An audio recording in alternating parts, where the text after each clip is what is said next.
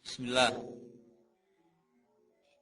Innal hamdalillah nahmaduhu wa nasta'inuhu wa nastaghfiruh wa na'udzu billahi min shururi anfusina wa min sayyiati a'malina. May yahdihillahu fala mudhillalah wa may yudlil fala hadiyalah. Asyhadu an la ilaha illallah wahdahu la syarikalah wa asyhadu anna Muhammadan abduhu wa rasuluhu amma ba'du. Fa inna khairal hadithi kitabullah wa khairal hadi hadi Muhammad sallallahu alaihi wasallam wa syarrul umuri muhdatsatuha wa kullu bid'atin dhalalah wa kullu dhalalatin finnar. Pembahasan yang ketiga adalah tentang tauhid asma dan sifat.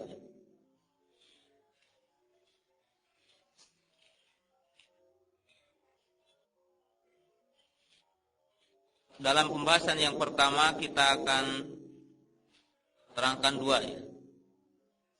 Yang pertama tentang kedudukan tauhid asma dan sifat.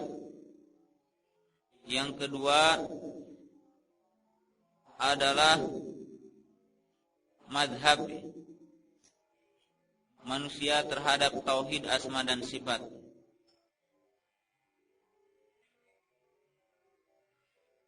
Tauhid asma dan sifat adalah macam yang ketiga daripada pembagian tauhid yang tiga. Tauhid asma wa sifat adalah artinya al-imanu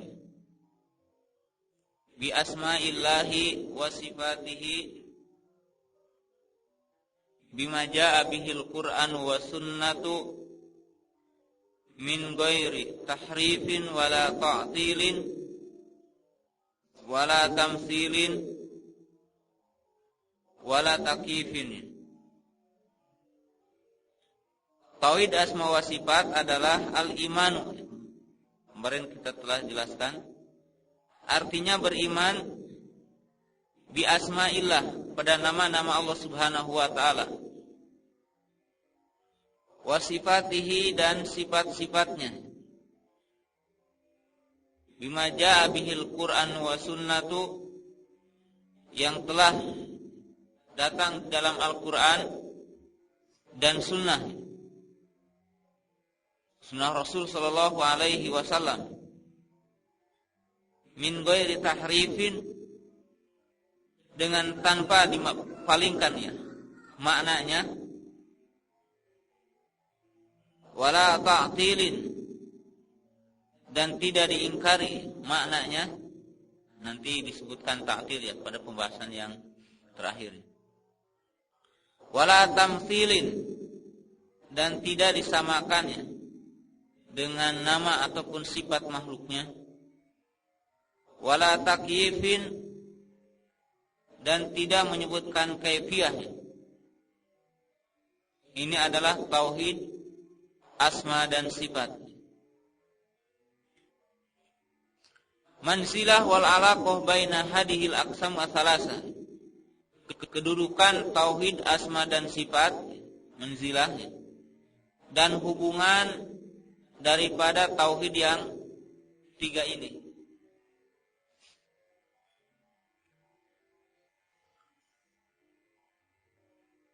Manzilahnya ya,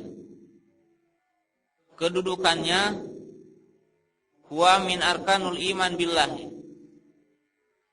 Kedudukan beriman kepada asma dan sifat adalah merupakan rukun beriman kepada Allah Subhanahu wa taala.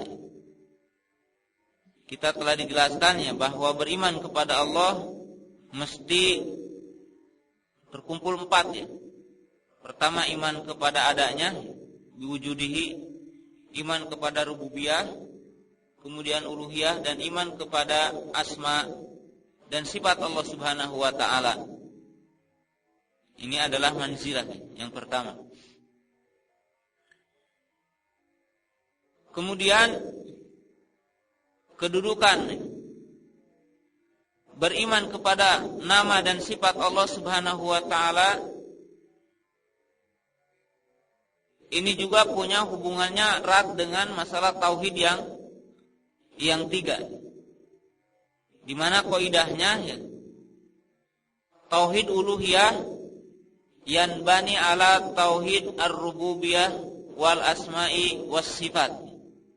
Di kaidahnya para ulama membikin kaidah ya, tauhid uluhiyah yanbani ala tauhid ar-rububiyah wa tauhid al-asma'i was sifat. Kesempurnaan tauhid uluhiyah yang dibahas pada pembahasan yang kedua tadi adalah berdiri di atas tauhid rububiyah dan tauhid asma dan sifat.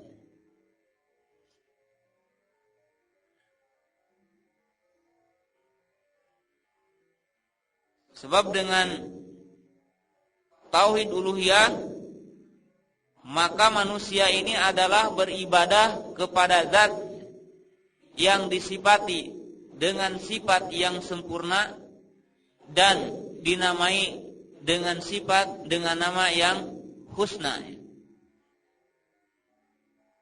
Jadi secara logika manusia mesti beribadah dan meminta kepada zat yang disifati dengan sifat yang sempurna dan dinamai dengan nama yang baik. Kan secara logikanya, akal manusia begitu. Makanya tauhid uluhiyah ini kesempurnaan orang itu akan mencapai derajat tauhid uluhiyah. Dalam arti kesempurnaan ibadahnya adalah tatkala dia memahami tauhid asma'i wa sifatihi. Sebab para ulama menyebutkannya tauhid rububiyah dan tauhid asma wa sifat adalah tauhid ilmi wal khabari. Sedangkan tauhid uluhiyah tauhid at-talabi wal iradi.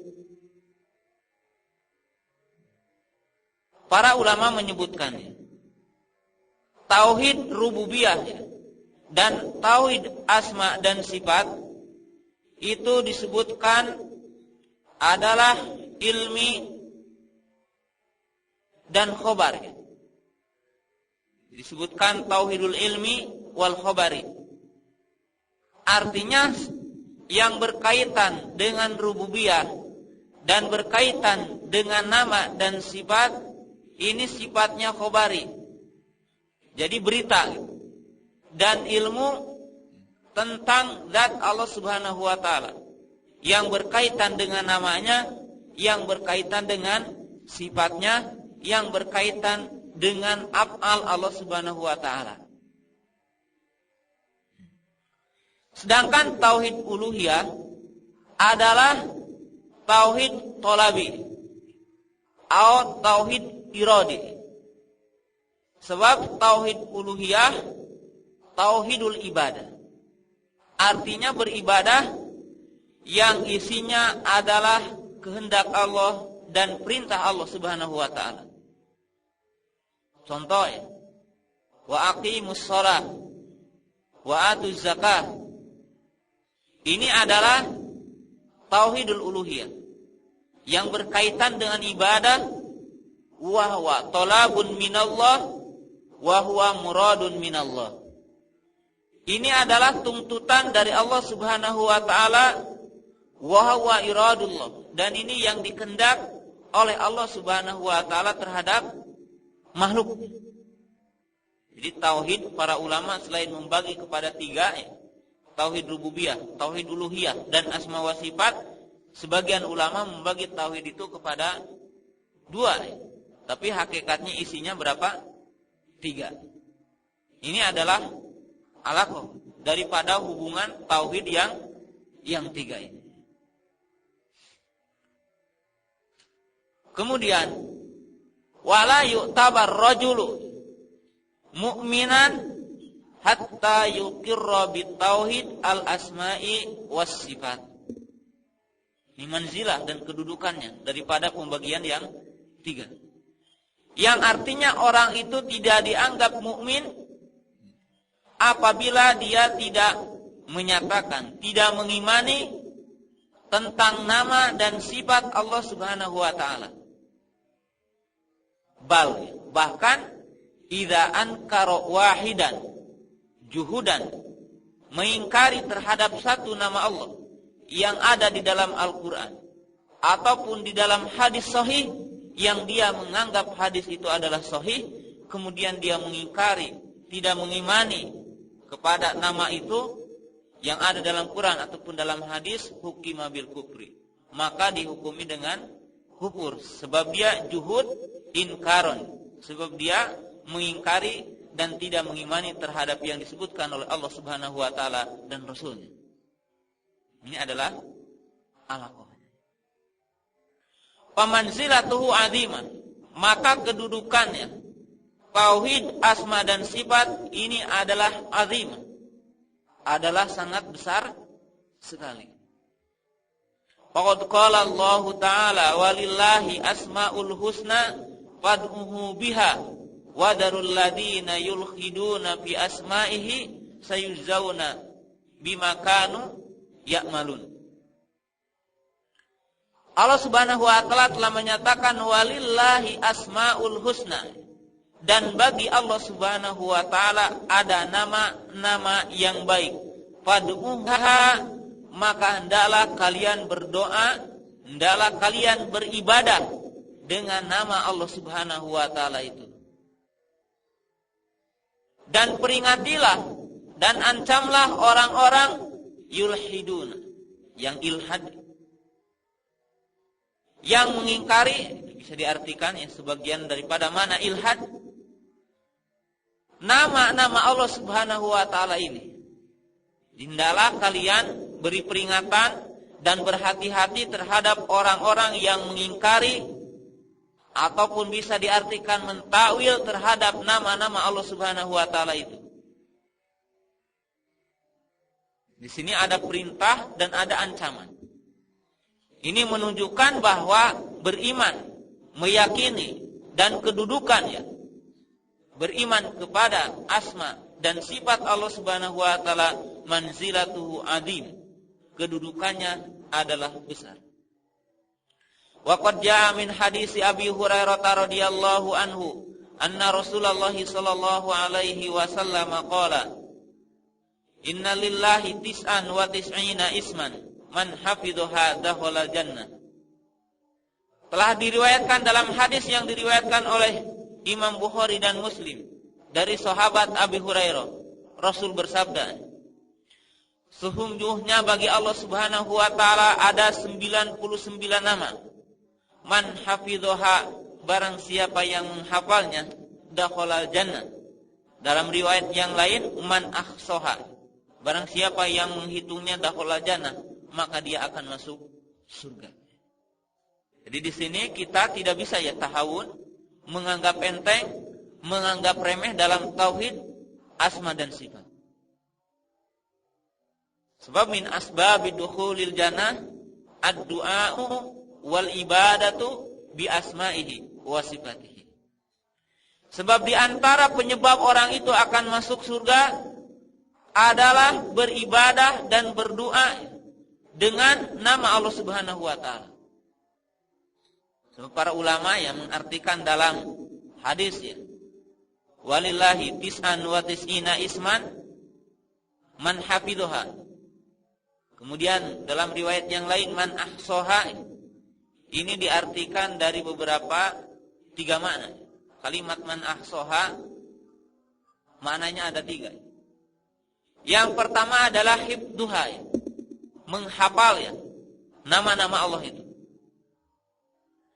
Yang kedua adalah ma'rifatu maknaha, mengetahui maknanya. Ma'rifatu maknaha, mengetahui makna daripada kalimat ataupun daripada nama Allah Subhanahu wa taala. Yang ketiga adalah al-ibadatu biha, beribadah dengan nama Allah Subhanahu wa taala itu. Disebutkan ahsa. Ini diterangkan oleh Ibnu Qayyim rahimakumullah dalam kitabnya Al-Fawaid, Bada'iul Fawaid.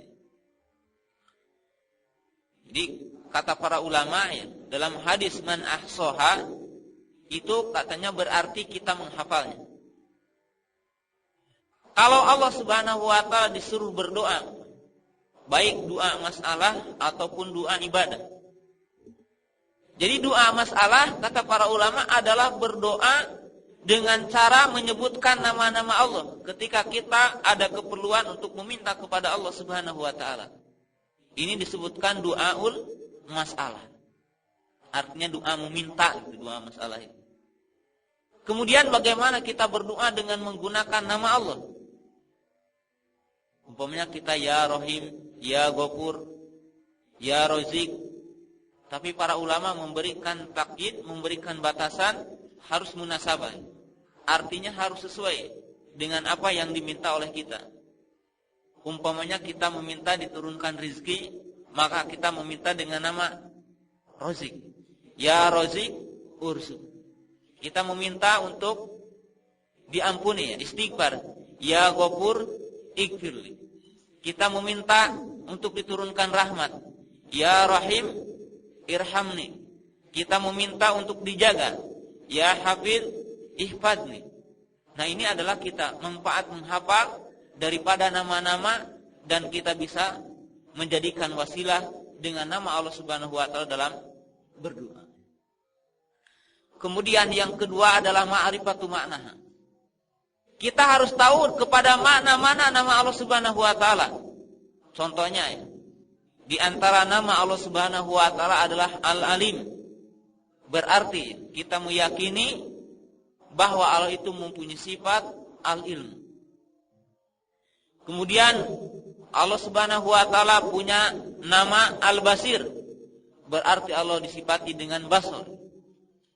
Allah Subhanahu wa taala punya nama Qadir, maka kita menyebutkan sifat kudrah terhadap Allah Subhanahu wa taala. Sebab apa? Sebab kaidah Ahlussunnah wal Jamaah, asmaullahi a'lamun wa awsaf. Setiap nama Allah Subhanahu wa taala menunjukkan kepada zat Allah Subhanahu wa taala dan menunjukkan kepada sifat. Setiap nama mengandung sifat. Ini berbeda dengan makhluk ya. Kalau makhluk tidak. Kita namanya Muhammad tapi akhlaknya tidak Mahmud. Namanya Soleh, akhlaknya jelek ya. Jadi tidak sama ya nama dengan akhlak kadang-kadang. Tapi Allah Subhanahu wa taala dinamai dengan sesuatu berarti dia disifati dengan sifat itu. Kemudian yang ketiga adalah kita beribadah dengan nama Allah Subhanahu wa taala. Bagaimana?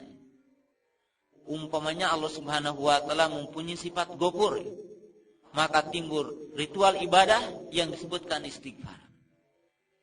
Allah Subhanahu wa taala dinamai dengan At-Tawwab, maka timbul satu ritual ibadah At-Taubah.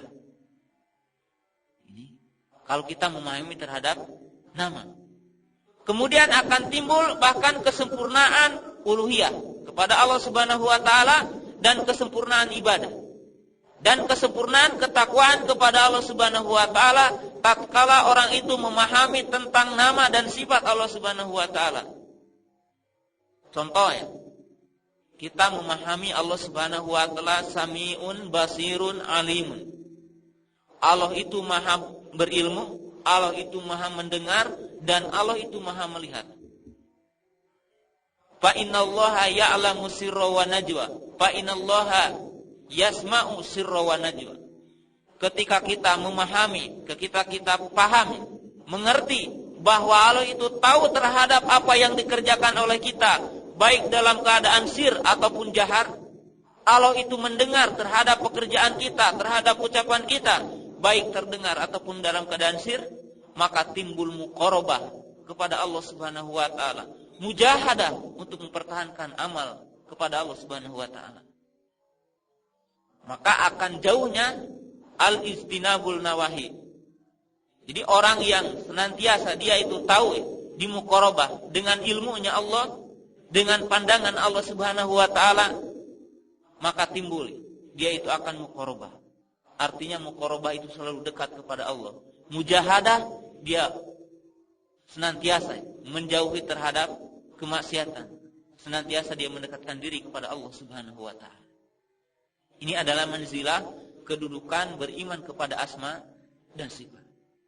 Dan artinya kalau kita mengingkari kepada asma dan sifat, maka tetap saja kita tidak dianggap layu tabar mukminan, tidak dianggap kita itu sebagai orang mukmin. Bahasan yang kedua adalah madhabun nasi fi al-imanu bi asma'ihi wa sifatihi. Pembahasan yang kedua adalah pandangan-pandangan manusia ataupun pendapat-pendapat manusia tentang tauhid al-asma'i wa sifatihi. Yarhamukallah.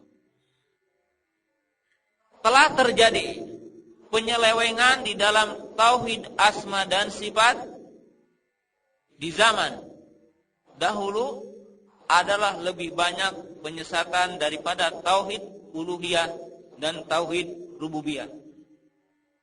Sebab tauhid rububiyah tidak ada penyesatan kecuali dari kaum-kaum ateis ataupun syuyu'iyun terkenalnya. Kemudian terjadinya penyesatan, penyelewengan dalam tauhid asma dan sifat adalah lebih banyak.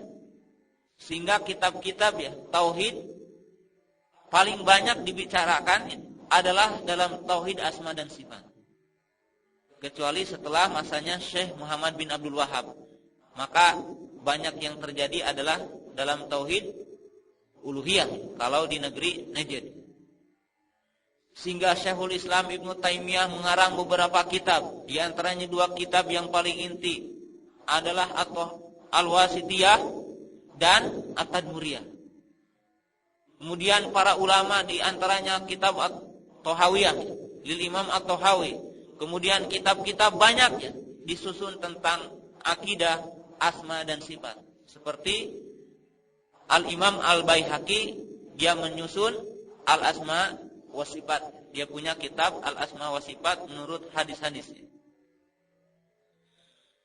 Kemudian di dalam akidah asma wa sifat terjadi kepada 3 kelompok yang inti.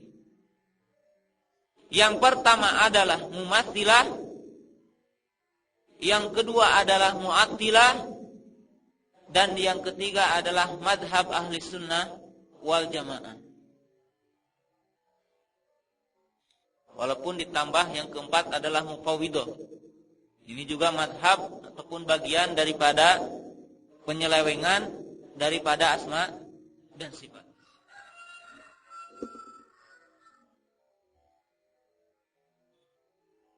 Telah disebutkan dalam mukadimah tadi, beriman kepada asma dan sifat berarti kita mengimani seluruh nama dan sifat yang ada di dalam Al-Quran.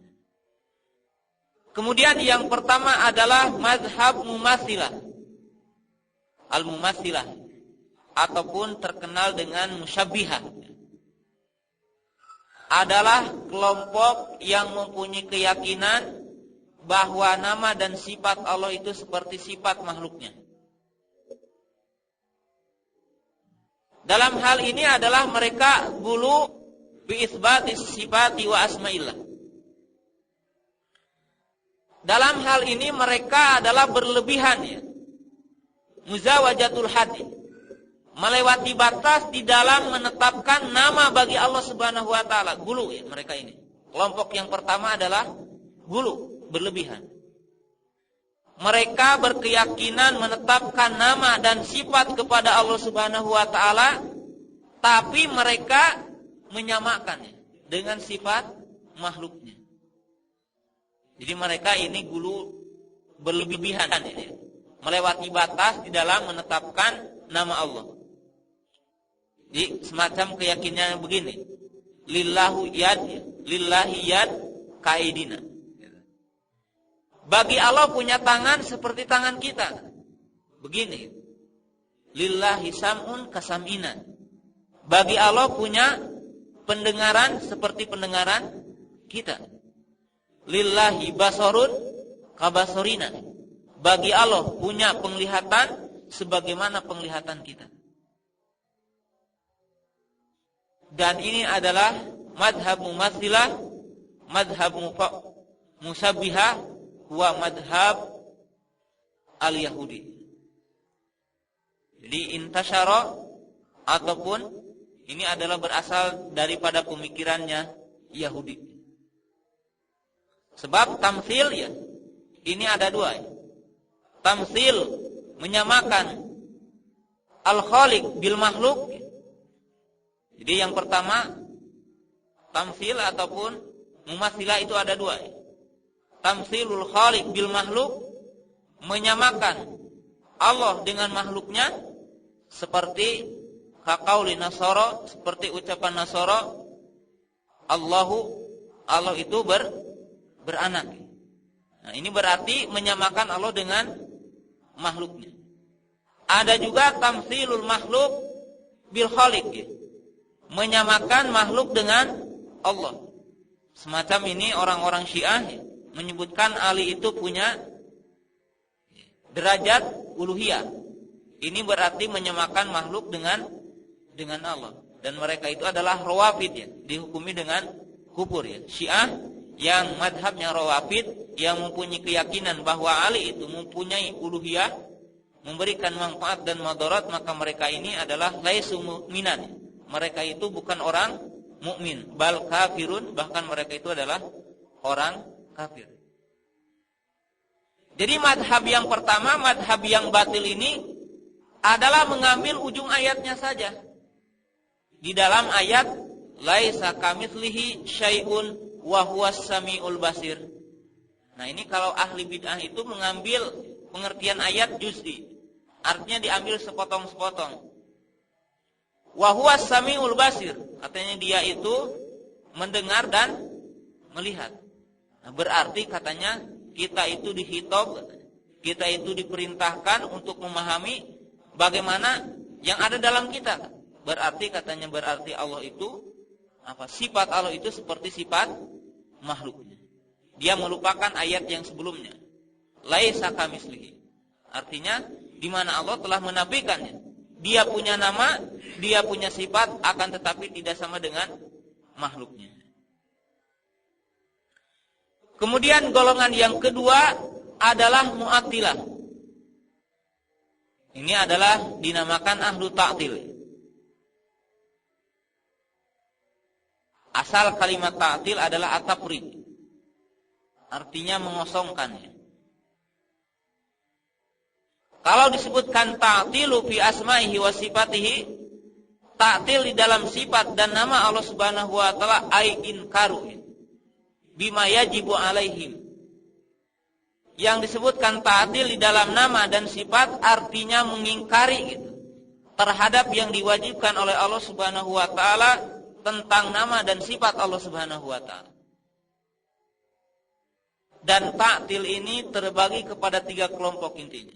Jadi ahlu ta'til yang mengingkari asma dan sifat ini terbagi kepada 3 kelompok. Nah, ini adalah kalau tadi adalah gulu ya fil isbat, di dalam menetapkan, kalau ahlu ta'til ini adalah gulu finafi, di dalam meniadakan. Jadi tadi ya laisa kamitslihi, tidak ada yang sama dengan Allah gitu. Baik sifat ataupun nama. Maka kelompok ini, kelompok mu'attilah ini akhirnya menafikan. Mereka mempunyai keyakinan kalau menetapkan nama dan sifat berarti melazimkan bahwa Allah itu adalah sama dengan makhluknya. Maka mereka ankaru, mengingkari terhadap sifat dan nama Allah Subhanahu wa taala. Nah, ahlu ta'til ini ada 3 kelompok. Yang pertama adalah gulatul mu'attilah.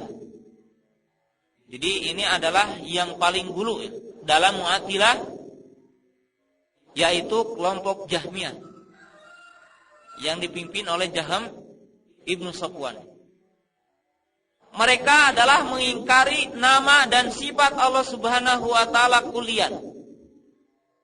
Jadi kelompok Jahmiyah ini, kelompok yang pertama ini, mereka mengingkari terhadap nama dan sifat Allah Subhanahu wa taala kulian secara menyeluruh. Subhat mereka apa ya? Kenapa orang-orang Jahmiyah mengingkari nama dan sifat? Subhat mereka ataupun alasan mereka ataupun timbulnya ya madhab mereka dikarenakan pemikiran mereka, yaitu kalau mereka itu menetapkan nama dan sifat bagi Allah Subhanahu wa taala, maka melazimkan disamakan dengan makhluknya. Dikata orang Jahmiyah, kalau kita memberi nama kepada Allah, memberi sifat kepada Allah Subhanahu wa taala, berarti kita menyamakan dengan makhluknya. Nah, maka kemarin ya yang disebutkan dengan tauhid menurut Jahmiyah berarti mengingkari nama dan sifat. Sebab kalau kita menetapkan berarti terjadinya kemusyrikan, yaitu tasbih, menyamakan Allah dengan makhluknya. Kelompok yang kedua adalah Mu'tazilah. Itu kelompok Mu'tazilah. Kelompok Mu'tazilah ini adalah di dalam masalah ini adalah pemikirannya adalah naz'ah, yaitu hasil daripada pengaruh Jahmiyah. Nah, ini mereka beda ya. Mereka mengimani terhadap nama Allah Subhanahu wa taala tapi tidak mengimani tentang sifat. Jadi kalau Mu'tazilah itu beriman kalau Allah Subhanahu wa taala punya nama, tapi mereka tidak mengimani, mengingkari tentang sifat Allah Subhanahu wa taala. Ini kelompok yang kedua. Kelompok yang kedua ini subhannya sama. Katanya kalau menyebutkan nama tidak melazimkan apa? Menyamakan tasbih dengan makhluknya. Tapi kalau kita mensifati Allah, umpamanya dengan sifat ilmu, dengan sifat qudrah, dengan sifat tangan, dengan sifat ainaini, mata ya, dua mata, dengan sifat masyiah, kehendak, dengan sifat kalam, dengan sifat berbicara, maka melazimkan kata orang Mu'tazilah ini adalah menyamakan dengan makhluknya. Kemudian pendapat yang ketiga adalah Al-Asy'ariyah. Ini lebih rendah lagi pengingkarannya. Pendapat yang ketiga adalah Al-Asy'ariyah. Mereka mengimani dengan nama Allah dan menetapkan 7 sifatnya. Ini yang ma'ruf di negara kita, yang banyak dipelajari di sekolah-sekolah, di madrasah-madrasah yang ada di Indonesia. Yaitu pendapat yang ketiga ataupun madhab yang ketiga adalah madhab Al-Asy'ariyah, di mana mereka mengimani nama Allah dan menyebutkan sifat yang 7, yaitu Al-Hayah, sifat Hayun, Qadirun, kemudian Alimun, Basirun, Sami'un, Kalam, kemudian apa, Murid. Ini ada 7 yang ditetapkan oleh mereka. Jadi ada 7 sifat dan mengingkari baqiyatus sifat dan mengingkari selain sifat yang 7 ini. Jadi ini pendapat yang ketiga daripada pendapat dari Mu'attilah ini. Jadi Mu'attilah itu pada dasarnya ada 2. Ada Mu'attilah kulli, ada Mu'attilah juz'i. Ada yang mengingkari secara keseluruhan, ada yang mengingkari secara juz'i, bagian, yaitu Mu'tazilah dan Al-Asy'ariyah. Nah, pendapatnya mungkin yang terkenal di pesantren-pesantren di Indonesia ini adalah yang tersebar adalah madhab Al-Asy'ariyah. Umpamanya kita sering nyanyikan, mungkin yang berbahasa Sunda ya, Ari Aqoidna Iman eta aya 20. Asalnya 7 cuma ditambah 13. Ada sifat idhofiyah. Jadi disatukan. Ini yang tersebar.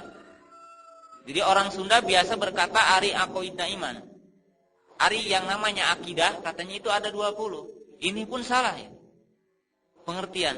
Jadi yang ditahu ataupun yang mereka kenal yang namanya akidah itu kalau berbicara asma dan sifat saja. Berbicara tentang sifat Allah yang 20.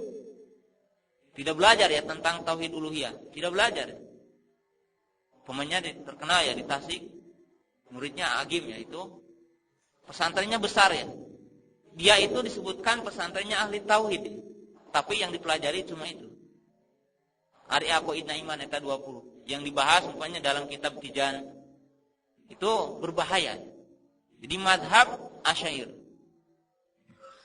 Madhab yang 3 ini adalah dikatakan oleh para ulama ya. Dolalatu fi aqidati asma'i was sifat asluhu min Jahmin ibnu Safwan. Kesesatan yang ada di dalam tauhid asma dan sifat adalah berpangkal daripada pemikiran Jaham ibnu Safwan.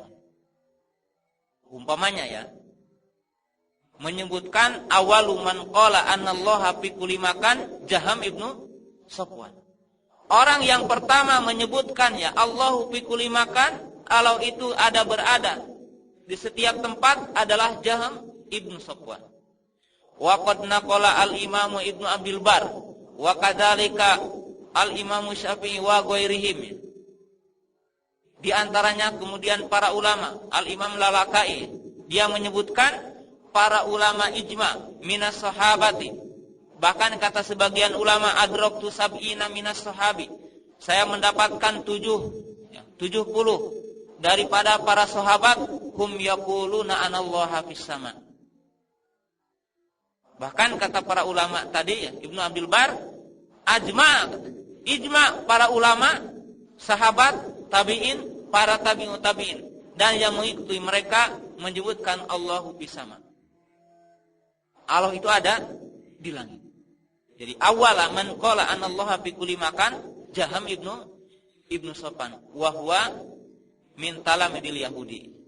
Jadi dia merupakan buah daripada pemikiran Yahudi, yaitu Ja'ad ibnu Dirham. Al-Ja'du ibnu Dirham. Jim Ain Dal. Ja'du ibnu Dirham. Al-Ja'du ibnu Dirham. Ini adalah rajulun minal Yahudi, yata'alam minal Yahudi. Kemudian yufarriqu sututul Islam. Kemudian dia itu mentafrik ataupun membuat kekeruhan dalam ajaran Islam. Ini adalah pendapat-pendapat madhab yang sesat. Kemudian yang ketiga ya, yang sesat juga adalah mufawwidah. Sebab intinya ya, jarang mufawwidah itu disebutkan al-mufawwidah. Fa, kemudian waw, kemudian do, kemudian ta. Al-mufawwidah. Madhab ini adalah termasuk Hasan al-Banna ya. Hasan al-Banna minal mufawwidin. Sebagaimana di dalam kitab-kitabnya ya. Madhab ini adalah orang yang berkeyakinan ya, bahwa kita itu tidak perlu mengartikan nama dan sifat Allah. Umpamanya kita menyebutkan Allah itu alim, lakin Allahu a'lam bima'nahu. Tapi mereka mengatakan wallahu a'lam. Apa artinya alim itu? Pokoknya alim gitu. Qadir, pokoknya qadir gitu. Enggak tahu maknanya apa. Wa hadza madhhabun batil. Ini adalah bahkan batil. Sehingga Hasan al-Banna ya, dalam kitabnya menyebutkan ini adalah madhab salaf. Ini adalah intisab batil. Jadi menisbatkan satu madhab yang batil kepada para ulama yang soleh. Makanya termasuk sabsato. Tahu nggak sabsato? Sendagurau. Sabsato itu apa artinya bermain-main, itu namanya sabsato. Maka orang-orang supatosgiyin ya, orang-orang falasifa itu orang yang bermain-main. Jadi sabsato mereka itu istilahnya. Kalau sabsato itu hakikat menjadi bukan hakikat, artinya dibolak-balik. Yang tadinya benar menjadi tidak benar. Ini adalah orang sabsato. Kenapa? Sebab Allah Subhanahu wa taala dan Rasulnya telah menjelaskan bahwa Al-Quran ini adalah bayin. Dan Rasul diutus oleh Allah Subhanahu wa taala litubayyina, untuk menerangkan tentang Al-Qur'an ini. Bagaimana ya kalau kita ya dihitab oleh Allah Subhanahu wa taala untuk beriman kepada nama dan sifat sedangkan maknanya tidak mengerti. Ini mu'aradun, bertentangan dengan nas Quran ini, mazhab Mufawwidah ini. Makanya ahli sunnah wal jamaah menyimpan satu kaidah, a'lamullahi, bukan a'lam, asmaullahi a'lamun wa awsaf. Jadi setiap nama mengandung sifat. Itu kaidahnya. Artinya setiap nama itu mengandung sifat yang sempurna. Kemudian ya, madhab yang keempat adalah madhab salafus soleh, madhab ahli sunnah wal jamaah. Madhab ahli sunnah wal jamaah yaitu madhab yang berkeyakinannya. Ini habis.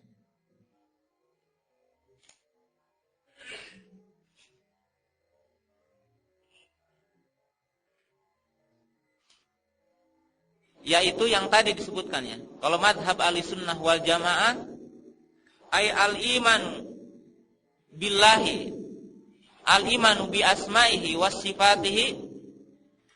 Madhab ahli sunnah wal jamaah, madhab yang benar adalah beriman kepada Allah Subhanahu wa ta'ala, yaitu beriman kepada nama dan sifatnya. Seluruh yang ada di dalam Al-Quran dan yang ada di dalam hadis yang sahih, maka mereka menetapkannya dan mengimaninya. Tapi dengan takkid 4 perkara. Mengimani min ghairi tamtsilin. Ini qawaid ahli sunnah wal jamaah.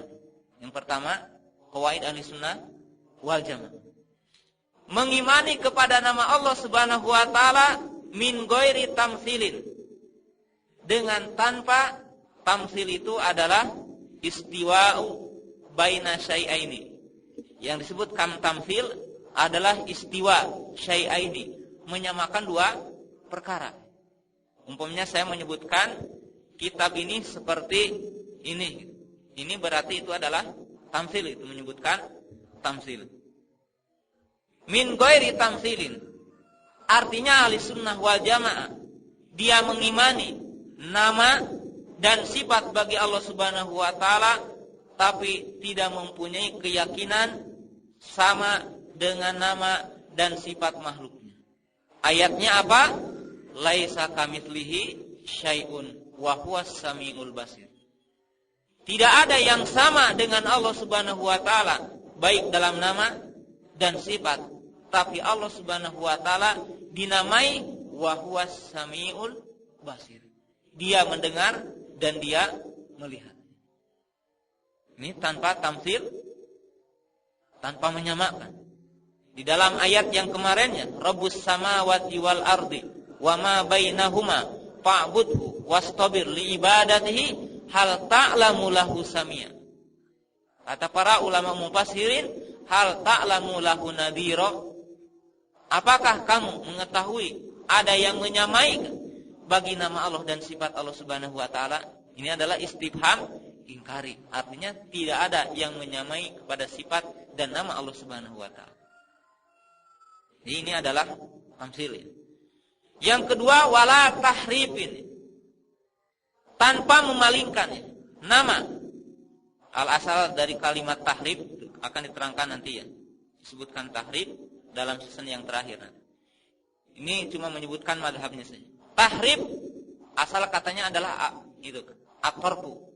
Artinya yang ujung, berada di ujung, di sisi gitu. Itu namanya al-harfu ya, tahrif. Makanya di dalam ayat wa minan nasi may ya'budullaha ala harfin. Di antara manusia ada yang beribadah sedangkan mereka ada di jurang neraka. Artinya orang yang beribadah tapi tidak tauhid. Artinya tahrif itu tanpa memalingkan ayat yang berkaitan dengan nama dan sifat kepada makna yang tidak sesuai. Contoh ya, kalimat istiwa, itu kalimat sumastawa ilas samai au ilal arsy, yang artinya istiwa menurut lughah Arabiyah ai bimana al-ulu wal irtifa. Kalau disebutkan istawa berarti tinggi ataupun irtafa. Artinya al-ulu ke atas ataupun dia berada di atas. Itu yang dinamakan istiwa. Kemudian kalau dipalingkan kepada istaula, ini adalah termasuk tahrif. Artinya memalingkan makna ayat ini kepada makna yang batil. Sebab kalimat istiwa diartikan kepada istaula ini adalah batil. Jadi istaula bimana golaba, artinya mengalahkan. Bagaimana Allah Subhanahu wa taala disifati dengan istaula? Sebab menurut kaidah ahli lughah bahwa kalimat istaula tidak digunakan kecuali apabila adanya mu'aradah dan adanya mughalabah. Kalimat istaula tidak digunakan oleh orang-orang Arab kecuali kalau ada lawannya gitu. Ataupun ada pertentangan yang menyamai gitu. Nah sekarang kalau Allah disebutkan istaula ila sama'i ay ghalaba, artinya mengalahkan kepada siapa? Apakah ada enggak makhluknya yang mughalabah dengan Allah Subhanahu wa taala? Tidak ada. Maka ini adalah maknanya batil. Contoh yang lain, umpamanya kalimat yad diartikan kuwah. Kalimat yad semacam dalam ayat Al-Qur'an, lima khalaqtu biyadaya. Di mana manusia itu diciptakan dengan kedua tangan Allah, yaitu Adam alaihi salam diciptakan oleh Allah Subhanahu wa taala dengan kedua tangan. Kemudian diartikan al-quwah dengan kekuatan. Maka ini adalah termasuk tahrif. Kenapa? Sebab melazimkannya. Dengan tahrif ini mengingkari tentang sifat yad bagi Allah Subhanahu wa taala. Kemudian yang ketiga adalah wala takyifin. Jadi yang ketiga adalah wala takyifin. Tidak mengkaifiahkan. Jadi kalau disebutkan kaifiyah itu contohnya umpamanya kita meyakini sifat Allah Subhanahu wa taala punya yad, punya tangan. Kemudian kita menyebutkan sambil isyarah umpamanya. Tangan seperti begini kaifiyahnya. Ataupun penciptaannya begini disebutkan. Nah, itu termasuk kaifiyah. Maka ini adalah muharram ya. Hukumnya adalah haram. Sehingga Imam Malik rahimakumullah ketika ditanya al-istiwa'u ma'lum wal kaifiyatu majhul wa su'alu anhu bid'ah. Wal imanu bihi wajibun. Waalaikumsalam warahmatullahi. Kata Imam Malik ketika ditanya tentang istiwa, al-istiwa'u ma'lumun. Yang namanya istiwa maklum, ai irtafa'a ala. Wal imanu bihi wajib. Sedangkan iman ya kepada istiwanya Allah adalah wajib. Wa su'alu anhu bid'atun. Sedangkan bertanya tentang kaifiyah istiwa adalah bid'ah. Jadi kita bertanya bagaimana kaifiyah istiwanya Allah. Bagaimana Allah itu bersemayamnya seperti apa? Itu adalah bid'ah. Sebab Allah Subhanahu wa taala tidak mengajarkan, para rasul tidak mengajarkan tentang kita harus bertanya. Ini adalah madhab ahli sunnah wal jamaah. Dia tanpa tamsil, tanpa takyif, tanpa tahrif, wala ta'tilin, dan tanpa dia itu ta'til, artinya tadi mengingkari kepada satupun daripada nama dan sifat Allah Subhanahu wa taala. Itulah yang bisa disampaikan dalam season yang pertama karena udah masuk waktu asar, yaitu tentang madahibun nas dalam asma dan sifat Allah Subhanahu wa taala. Dalam season yang akan datang, itu yang terakhir, kita akan terangkan pengertiannya ataupun mujmal kaidah ahli sunnah wal jamaah di dalam asma dan sifat dan merod terhadap kaul-kaulnya ahli bid'ah yang tadi. Bagaimana caranya kita merod? Kita akan sebutkan 4 qawaid. Qawaid yang utama untuk menolak terhadap pendapat-pendapat Mu'tazilah dan Jahmiyah dan Asy'ariyah. Subhanaka Allahumma wa bihamdika asyhadu alla ilaha illa anta astaghfiruka wa atubu ilaik.